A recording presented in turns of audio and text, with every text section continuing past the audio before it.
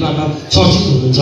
उहाँलाई नचिन्ने नेपालीहरू धेरै कम हुनुहुन्छ होला, जो कला क्षेत्र रुचाउनु हुन्न भन्ने एउटा कुरा, नत्र उहाँलाई नचिन्ने र उहाँको परिचय नहुने भने चाहिँ कमै होला। अब चलचित्रमा आउँदै हुनुहुन्छ, ठुलो पर्दामा देखिँदै हुनुहुन्छ, उहाँका केही कुरा सुनाउनुहुन्छ।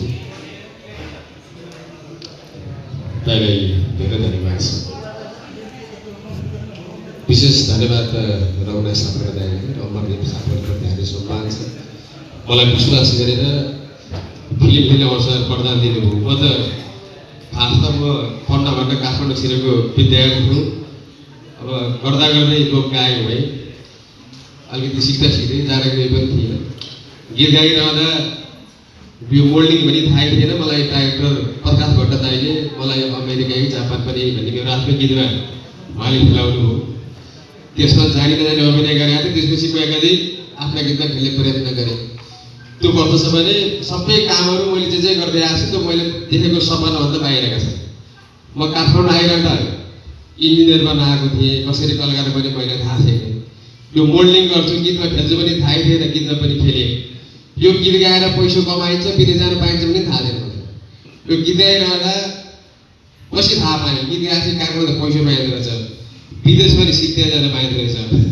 उहाँ गएर गाएपछि फेरि पैसा पाइँदो रहेछ भनिसक्यो। फेरि विदेश गएँ, कार्यक्रमको सिलसिलामा 30-32वटा देश पनि गएँ होला। अहिले पनि मलाई नसोचेको घटना घट्छ। यो मेरो नसोचेको घटना हो। मलाई मेरो प्यार मित्र दुर्गा पौडेलले मलाई सुरुमा फोन भएको थियो। अमरदीप सापकोटाको रघुनाथ सापकोटाको बनाउनु सक्छ, एउटा फिल्मको कुरा छ भन्नुभयो। मैले चाहिँ मेरो ढङ्ग त केही पनि छैन, ढङ्ग नहुँदै कलाकार बने।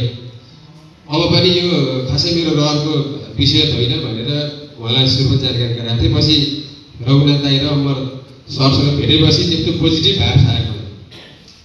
मैले यसो सोचेँ उहाँले चाहिँ रिक्स लिएर मलाई खेलाउनु छ भने जिन्दगीमा चाहिँ गीत पनि गाइयो, अलिकति मोडी पनि गरियो, एकाधिक फिल्ममा गीत पनि गाइरहेको छ। भोलि बुढोपछि मैले फिल्म पनि खेलेको थिएँ भनेर पाइन्छ हुन्छ भन्ने पढेपछि उहाँलाई भनेको थिएँ सबैभन्दा बढी गाह्रो काम निर्माता निर्देशक हुन्छ। उहाँहरूको आर्थिक लगानी धेरै हुन्छ। निर्देशकले स्क्रिप्ट लेख्नु भएको छ, कति दुःख गर्नु भएको छ, बिहानबाट बेलुकासम्म खट्नु भएको छ। सबैभन्दा बढी उहाँहरू खट्नु भएको छ, सबैभन्दा बढी लगानी उहाँहरू हुन्छ। हामी त गर भन्ने काम मात्रै गरिदियो। त्यही पनि हामीले सोचेको कोसिस मेरो तर्फबाट अलिकति म कमेडी बेसक गीत गाउँछु, कमेडी सँगसँगै व्यङ्ग्य गर्ने मेरा विषयवस्तु रहन्छन् गीतमा। त्यही अनुसारको मलाई त्यहाँ पनि त्यस्तै खालको एउटा पात्र छ, भूमिका छ। त्यसले गर्दा पनि म गर्न सक्छु कि भन्ने आशा गरेको छु। विशेष त 3 डिग्री ट्याबिङप्रति हार्दिक सम्मान छ। चलचित्रसँग सम्बन्धित धेरै विशिष्ट व्यक्तित्वहरू अगाडि हुनुहुन्छ, यहाँप्रति हार्दिक सम्मान छ। यहाँ